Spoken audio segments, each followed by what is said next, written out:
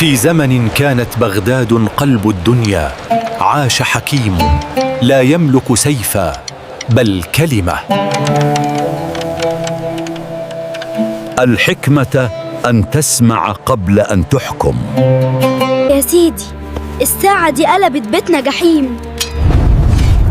دي مش ساعة وقت، دي ساعة أفعال. كل ظلم دقة وقل عدم صمت. يعني بتفضح؟ الحق دايما صوته مسموع. ساعة بتتكلم؟ هات نشوف. وقفوها، ما بتسكتش غير لما الظلم يسكت.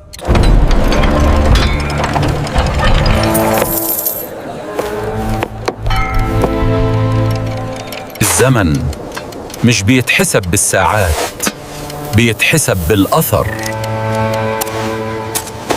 ويقال أن النحاس يدق حتى لو ما سمعناه.